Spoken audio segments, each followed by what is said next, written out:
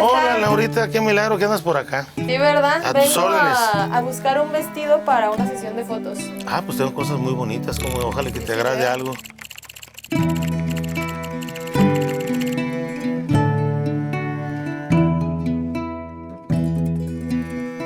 Tengo ropa de todo México, lo que tú quieras, de donde los hacen. Ajá.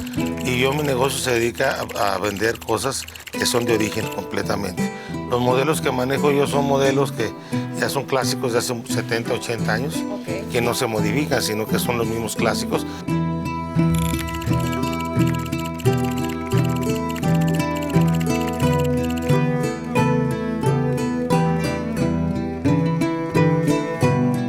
¿Cómo le ha ido con la pandemia? ¿Cómo le fue con su negocio? ¿Qué? Pues como a todos nos fue muy difícil. Sí, ¿verdad? Batallamos bastante, pero seguimos sobreviviendo. Aquí en el negocio de San Juan de Dios, donde hemos estado toda la vida,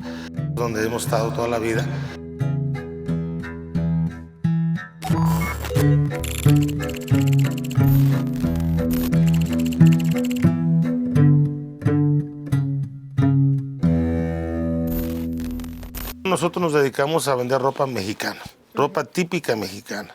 De los diferentes estados. De los estados, hay estados que son más populares que otros. Sí. Como el estado de Veracruz, como este mismo estado de Jalisco, como uno del estado de Oaxaca, es una de las cunas del folclore en México, que es donde encuentras la mayor cantidad de artículos folclóricos de toda la nación. Y aparte, Guadalajara es una ciudad educada, es una ciudad especial, Sí. porque yo recibo gente de muchos lugares del mundo por lo que vendo yo, por el San Juan de Dios, y no hay quien hable mal de Guadalajara. No, a todo mundo le gusta Guadalajara. Sí. Porque hay una mezcla entre lo moderno y lo antiguo Sí. que nomás esa ciudad tiene. ¿Hace cuánto tiene este negocio? ¿Cuántas generaciones o usted lo Pues empezó? no, sí tiene una historia muy grande. ¿Sí? Tiene una historia de casi 100 años de que estamos en el mercado de San Juan de Dios. Ya son 5 Ahí generaciones. empezó. Ahí empezó en el mercado de San Juan de Dios. Tenemos 5 generaciones trabajando. Ya mucho.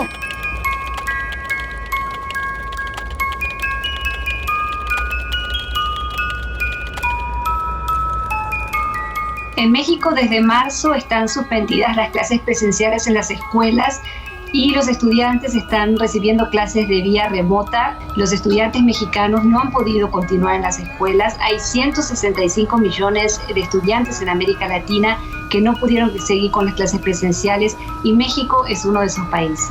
Toda la educación en línea pues ha sido un esfuerzo tremendo de los profesores, de los maestros, ¿no? A veces dicen, los campeones son todo el personal de salud, pero para mí también son los maestros, porque, o sea, no todos los maestros pueden tener el perfil de saber hacerlo y de saber cómo, ¿no? Ni de tener, como tú dices, los medios, tampoco el propio maestro puede no tener los medios necesarios para la tecnología tal como se requiere para poder dar una clase en línea, ¿no? Se les ha triplicado el trabajo a los profesores, ¿no? Para mí que sí, no se menciona, pero deberían mencionarse como unos campeones tratando de llegarle a los niños. En México la educación es un derecho humano consagrado en la Constitución, pero la pandemia ha puesto en evidencia las enormes diferencias socioeconómicas que coexisten entre los mexicanos. Es un tema muy complicado porque si ya abordamos como esta idea de que no funciona muy bien el plan en línea porque está sujeta a privilegios y no privilegios, también está sujeta a que no siempre hay una buena educación, no nivel escolar, sino nivel valores, ¿no? Nivel en casa. Solamente fue como se cierra la brecha y a partir de aquí quien pudo, pudo y quien no pudo también. Entonces, ¿qué viene? Pues hay que tener mucho cuidado con lo que viene porque son las próximas generaciones y para mí la carencia de educación no solo tiene que ver con su formación como seres dentro de un sistema, tiene que ver con su formación como seres humanos dentro de una sociedad, ¿no? Porque tú en la escuela juegas papeles que a veces no vemos, que es la interacción con el otro, el aprender a hacer equipo con otro. Y entre más nos aislamos y más pensamos desde mi educación, desde mi círculo, desde lo que yo puedo controlar, cuando este individuo salga al mundo real, a encontrarse con otros individuos, va a ser difícil porque va a ser un choque de ideas con el otro choque de ideas. Es mi mundo contra tu mundo, no es el mundo de todos, ¿no? Y si esto ya lo está viviendo un ser de 4 años, de 5 años, cuando sea un adolescente de 13, 14... Hay una gran diferencia entre lo que puede ser el estudiante de una escuela privada que tiene acceso a tecnologías y el estudiante de algunas zonas urbanas más pobres o de zonas rurales que no tiene acceso a esas tecnologías. Entonces en México lo que se decidió es que los estudiantes reciban clases por televisión y por radio. ¿Cómo es esto? Pues se tienen que sentar frente al televisor, los que tienen televisor, y escuchar lo que les enseñan. No hay una conexión con el maestro, no son programas en vivo, son... Estuve escuchando de personas cercanas de no tengo una computadora para que mi hija esté estudiando, ¿qué voy a hacer, no? Entonces... se sigue escuchando de todo y bueno, sí es muy notorio cómo es que ciertas familias tienen hasta una computadora por hijo y familias que pues no tienen que comer, ¿no? La brecha digital que existía antes se está haciendo muy evidente ahora y la brecha social que existía antes se va a hacer más evidente después. Latinoamérica es una región muy desigual, México es un país muy desigual y eso se va a notar después en los resultados de la educación que se está recibiendo. Ese día fue muy difícil. Divertida pero difícil, entonces me divertí mucho en la psicóloga, en el dentista. Sí, ya tengo que usar lentes y todo, pero todo bien. Me seguí hartando de no jugar y aprovechar, pero bueno.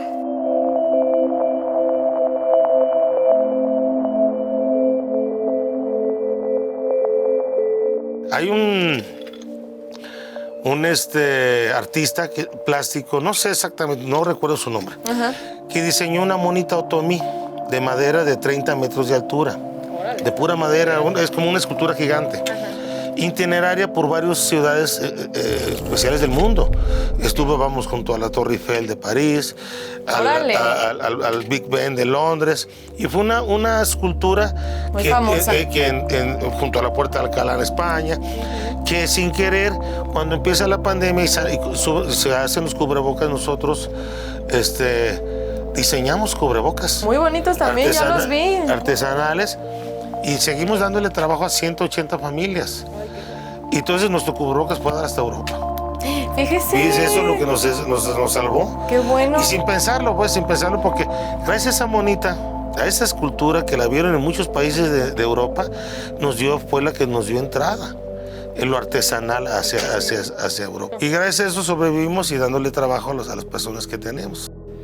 The response to the virus is creating new opportunities to exploit weak oversight and inadequate transparency, diverting funds away from people in their hour of greatest need. Governments may act in haste without verifying suppliers or determine fair prices. Unscrupulous merchants peddle faulty products such as defective ventilators, poorly manufactured tests, or counterfeit medicines. And collusion among those who control supply chains has led to outrageous costs of much-needed goods, skewing the market and denying many people life-saving treatment. Desgraciadamente las personas que manejaban esos negocios pues se les salió de sus manos y otras personas empezaron a hacer mal uso de eso, vendían gel que no era gel y uno los compraba porque no había, entonces empezó a haber un abuso de todos esos artículos, como dices, algo muy desleal, donde realmente sí había algo efectivo, te vendían algo que no era efectivo, caro, malo, pero pues no había más, le tenía uno que entrar. ¿Por qué? ¿Por qué lo hacen? Y por eso siento,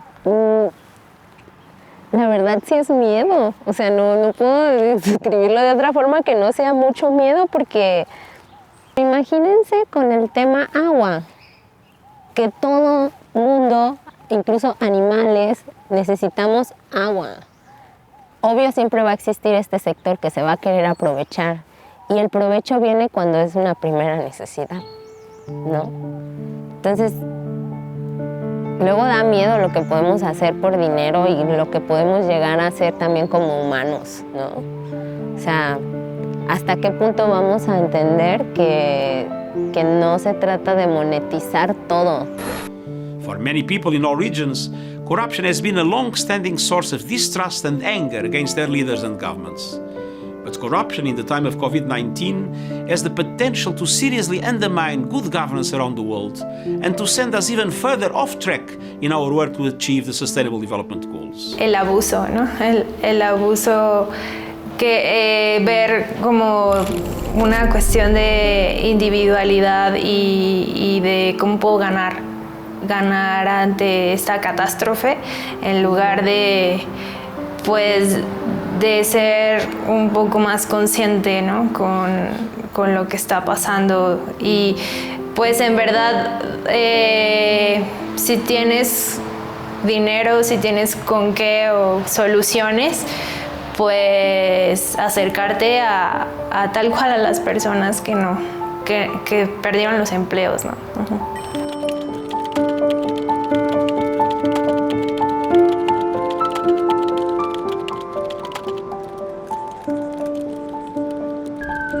México supera el 1.000.000 de casos confirmados de COVID-19 y roza los 100.000 fallecidos desde el inicio de la pandemia. Solo un 4% del 1.000.000 de contagiados son personas que han caído enfermas, el resto son asintomáticos. Yo, en lo personal, al inicio de mi contagio, cuando ya por fin pude salir a la calle, me daba mucho miedo. Yo tenía mucho miedo al bullying. Yo no quería que mi caso se supiera, porque era el miedo, porque pues, obviamente van a decir, trae el bicho, no te le acerques. Entonces, esa parte sí la sufrí muchísimo. Desafortunadamente, pues, o sea, por medio del deporte, pues, soy una imagen pública y pues se tenía que saber, ¿no? Y se supo y pues tuve que enfrentar esta parte. Y después sí sé que muchas personas a lo mejor por el miedo a no decir tengo el virus, no lo decía y más personas seguían transportándolo porque no se aislaban. Entonces aquí no era culpa, yo jamás pensé dónde me contagié, cómo me contagié, simplemente acepté, me contagié, tengo que salir adelante, tengo que echarle muchas ganas y no buscar culpables, ¿no? Porque creo que al final de cuentas el buscar un culpable no te va a servir de nada, simplemente te va a desgastar física y psicológicamente.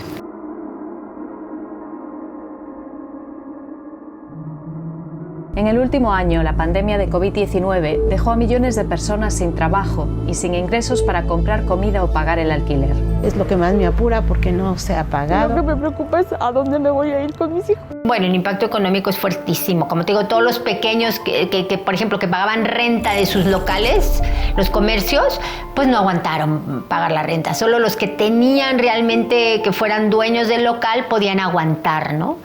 Entonces sí, claro, el efecto económico es muy fuerte y claro, entre los más desprotegidos, por supuesto.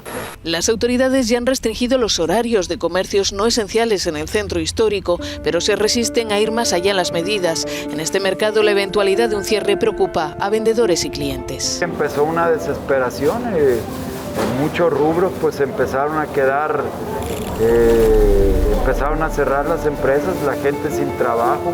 Empezó a ver en la calle, no sé si recuerdes que había en las esquinas los mariachis tocando, de todo tipo en la calle había, tratando de conseguir algo para llevarle a su familia, de la desesperación que estaba sucediendo. Y aparte de que es muy difícil, es desgastante andar de puerta en puerta, que a mí me conoce bastante gente que me diga, no, pues ahora no, pues ahora es que no tengo dinero, ¿con qué te pago, manita? Dicen muchos que esto va a seguir hasta dentro de un año, no lo sé. Por ejemplo, mucha gente se quedó sin trabajo y tuvo que ver la manera de sobrevivir haciendo cosas que no hacía. Aprendiendo cosas nuevas y sí, tocando casa por casa a ver si le daban trabajo. Y pues sí, por la misma el miedo, la psicosis, mucha gente se negó a darles trabajo y sí, la parte más vulnerable, la gente más humilde, siempre va a ser la que más va a batallar. Mucha gente tuvo que hacer cosas que no hacía. Buscar la manera de sobrevivir. Lavar coches o ponerse en los Pero semáforos. sí, la más vulnerable, la gente humilde, sí se vio muy lastimada y sigue estando lastimada.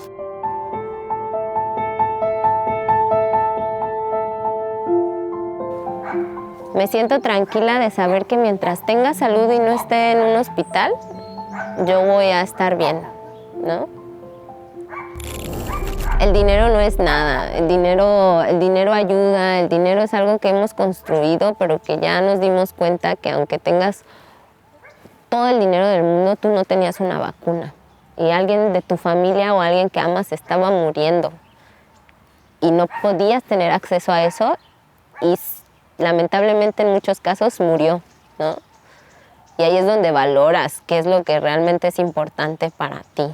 Y pues si el dinero no va a dejar de tener esta fuerza, pero a lo mejor como individuos o personas, pues si puedes ayudar sin esperar tal vez esta necesidad de retribución, hazlo, porque al final de cuentas es lo único que vas a poder aportar realmente, ¿no?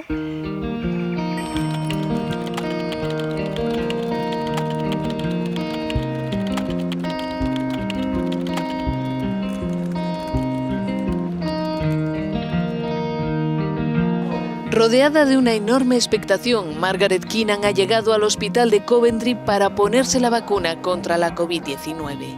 Esta mujer de 90 años, 91 dentro de una semana, ha sido la primera persona del mundo en recibir una dosis del combinado de Pfizer-BioNTech, una semana después de su aprobación por el Reino Unido.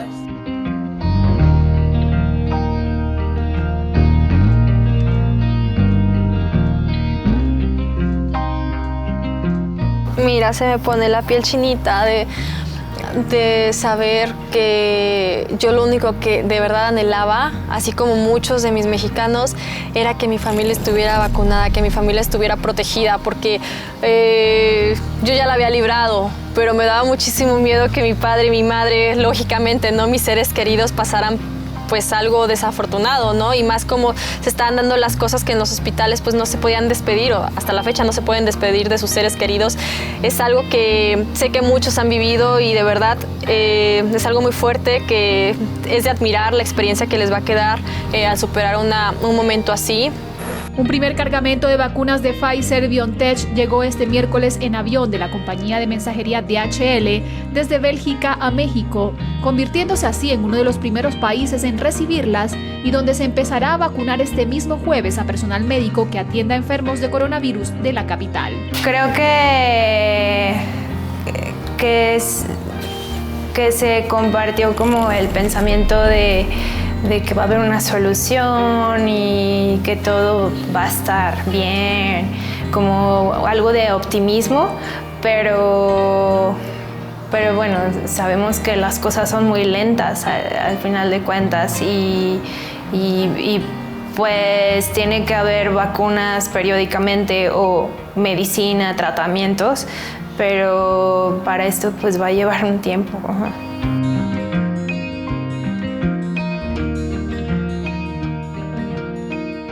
Nosotros que somos de un mercado, vamos, como San Juan de Dios, imagínate encerrarte en tu casa, es para volverse loco. Sí, Porque lo creo.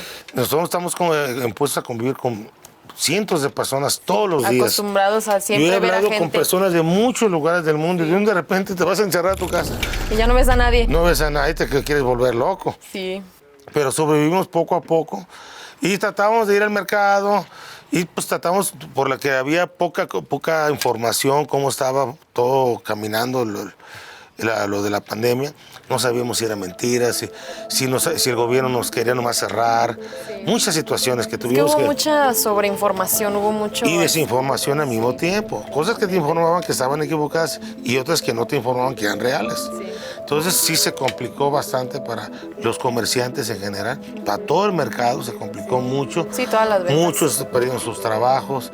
Como te digo, nosotros, gracias al cubrebocas, seguimos porque era lo único que vendíamos, el cubrebocas. Fíjese, los mantuvo a flote. Salimos que salimos de San Juan de Dios y rentaron una bodeguita para poder surtir los cubrebocas, porque era lo que, y salvamos, se beneficiaron 180 familias que tenemos trabajando con los otros artículos que hacíamos artesanales, se dedicaron más a hacer cubrebocas. Entonces, pum, fue funcionando y vendía 3-4 mil cubrebocas al día. Una carga muy valiosa que llega a un país que acumula casi 120.000 muertes y más de 1.330.000 contagios. Y si como de un tesoro se tratara, el propio ejército se encarga de su custodia y transporte a los centros de vacunación. Pensamos, ya con la vacuna, pues ya no nos va a pegar, ya no nos va a llegar el virus, pero aquí en México tardaron en empezar a aplicarnos las vacunas, no sé cuál fue la realidad, pero sí, no fue en diciembre cuando nos llegaron a nosotros, sino hasta 2021 empezaron a entrar. La vacuna se va a aplicar de manera universal, es decir, a todos, es un derecho. Para mí fue muy complicado porque todo ese año yo me abandoné totalmente. Me abandoné en decir entrenamiento, me abandoné mis sueños, abandoné mis formas de pensar, todo. Entonces cuando dicen, la vacuna ya vamos a volver, yo creo que volteo y digo, ¿qué hice en estos meses, no? Sobrevivir, solo eso. Y me dio incluso un poquito de miedo. Había esperanza de decir, ya vamos.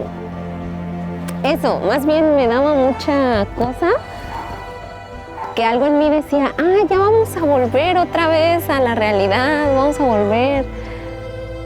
Y otra parte de mí entendía perfectamente que nunca íbamos a volver a lo que éramos antes. O sea, jamás va a volver a ser lo mismo, ¿no? Es cierto que estamos todavía frente a una pandemia tremenda, la peor que hemos vivido, pero hoy es el principio del fin de esa pandemia. Ir al coto de mis abuelos, conocer nuevas personas, así, muy divertido. Me lo imaginaba, lo pensaba, a ver cómo sería. Yo necesitaba al menos un respiro, ver la naturaleza, irme ahí al parque a conocer personas, entonces me molestó tener el cubrebocas, pero todo bien.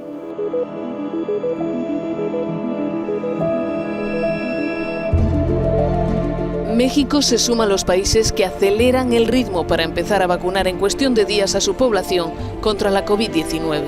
El gobierno de López Obrador ha puesto en marcha un ambicioso plan con el que pretende vacunar al 75% de los mexicanos mayores de 16 años, en un país que cuenta con 130 millones de habitantes. La vacunación comenzará en la tercera semana de diciembre y se extenderá hasta marzo de 2021. Y para usted, don Jimmy, ¿qué es la nueva normalidad? ¿Qué consideraría usted que cambió de antes de la pandemia a ahora? ¿Qué es lo nuevo que tenemos? Fíjate que no he sabido discernir eso de la nueva normalidad. Nunca lo he entendido yo, pero sí es una nueva, para mí no normalidad, porque la normalidad sería volver como estamos. Sería un nuevo estilo de vida. Sí nos volvió como a educar, como cuando estábamos niños y nos calaban el pelito así en la oreja. A ver, entonces sí, la nueva normalidad no existe, es un cambio completamente de vida.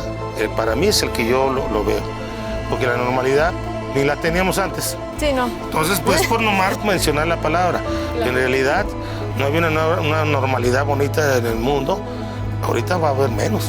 Es un estilo de vida completamente, para mí, diferente. ¿Y que se maneja con el nombre de la nueva normalidad? Sí, ya le pusieron así. Pues ya le pusieron porque la gente lo entiende en general, pero es un nuevo estilo de vida completamente diferente.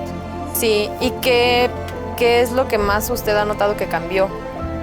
¿Qué es lo nuevo? Te digo, la limpieza, el comercio cambió mucho, la manera de trabajar cambió mucho. Ya ¿Socialmente cómo cree que cambió? ¿Socialmente? Pues ahí está lo malo. Y lo malo social es que la convivencia entre las personas bajó. Sí. Todo es teléfono, todo es videollamadas. Y la convivencia personal se degeneró mucho Y yo para mí sí está complicado. Por eso te digo que no es una nueva normalidad. Es un nuevo estilo de vida que vamos a volver que vamos a aprender a vivir. Porque sí, hubo un separamiento en esposos, en familias, entre hermanos, entre hijos y papás, donde ya no se podían ver.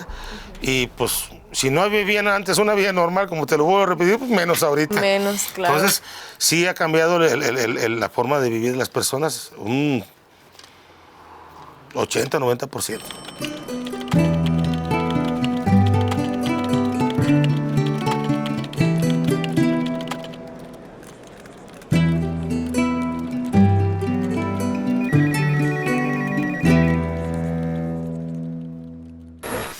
Ay, no, pues muy bien, don Jimmy. Qué bueno que seguimos aquí, que su negocio sobrevivió, que por cierto, muy bonito todo lo que... Oye, pero ¿a qué viene, Laurita? Me decías que ocupabas un traje. Ya, yo aquí me vine a echar la platicada con usted, Qué ¿verdad? bueno, no estoy para servirte, me es un gusto platicar contigo. Sí, pero sí, mire, buscaba un traje muy tradicional, de colores como muy vivos, muy así, muy... Pues sí, muy arreglado, vaya. Mira, te voy a mostrar algo bonito. A ver, muy bien. Vente para acá. Vamos viendo. Mira, tengo este que está hermoso, que es de Chiapas. Sí, está muy bonito. De Chiapas de Corzo, está todo bordado a mano. Este es de doble vuelo, doble bordado, es algo especial. Ok, muy bien. Lo tengo con este tipo de blusa de corset, más coquetón. Sí. Y esto es lo más nuevo, mira. Este vestido me lo compran ahorita para bodas, para 15 años. Ok. Estos vestidos son piezas únicas. Cada uno lo pinta diseña el dibujo un artesano y otro lo borda. Okay. Esto no se borda con una máquina común. Bueno, más bien se borda con una máquina común.